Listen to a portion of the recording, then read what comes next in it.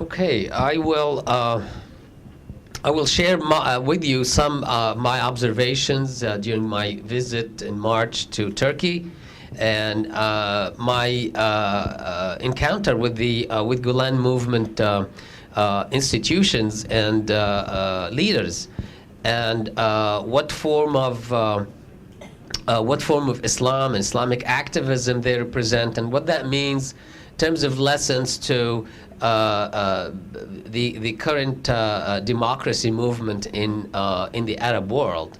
And so I will get right into it. But before I move, I just forgot to mention something in terms of where is the West in those revolutions. I am an advisor of the Noor Project, which is a project of the American Islamic Congress, which has an office in Cairo, and their activist has been involved in the current protests in Cairo.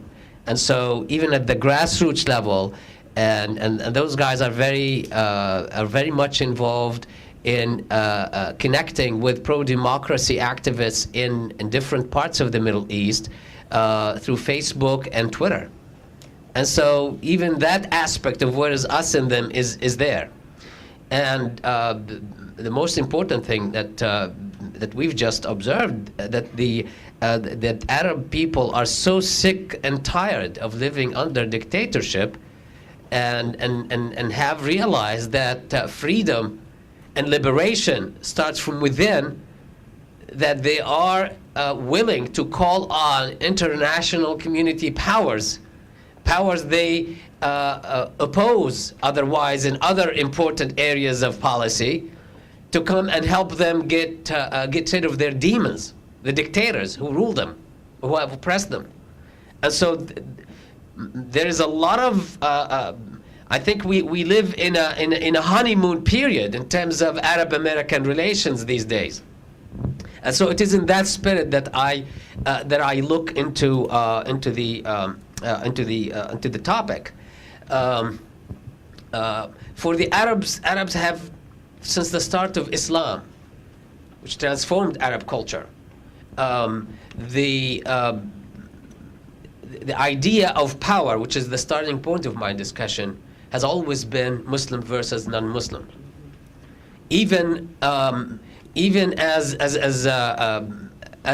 power after the Prophet and the first guided caliphs moved into an authoritarian form of rulership with the Umayyad dynasty, the intellectuals of the time choose to be called the fuqaha, the jurists, who started the intellectualism movement in the Arab world, did not ask the question, at least I'm not aware of them asking the question, is it halal, is it permissible under religious Islamic law to gather up support and grab political power in a state and have this as a form of rule? Well, there are some leaders at the time who rebelled against the Umayyads, and by 50 years later, all those rebellions were quieted, and ever since, the jurists have been asking the question in terms of what are the qualities of the leader. They haven't asked questions pertaining to the fact that there are power relations among human beings.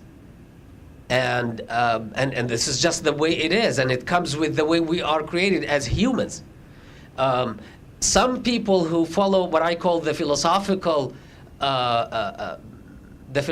approach to Islam, which is dominant in Turkey, which brings me to the Gulen ideas and the Gulen movement, have asked that question. The earliest person, the earliest thinker who asked that question was Ibn Khaldun, who interestingly happened to be Tunisian. He was born in Tunis, and he called those forms of rulerships wilayat al-mutaghallib, ruled by the victor, the person or the group that basically rules through coercion. It can impose its will on the rest of society. Now, Gulen grew up in a period, which brings me to the first point I want to make. Opportunity for civil society is very important. Opportunity that is predicated by the existing power structure.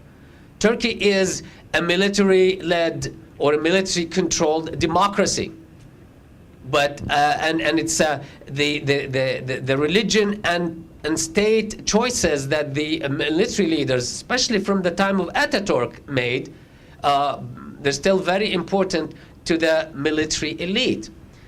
Gulen grew up in this period, but Gulen grew up in a period where he had opportunity, and the movement was not repressed. The Turkish military would intervene in politics to kind of reestablish the rules of power play, and then they get out.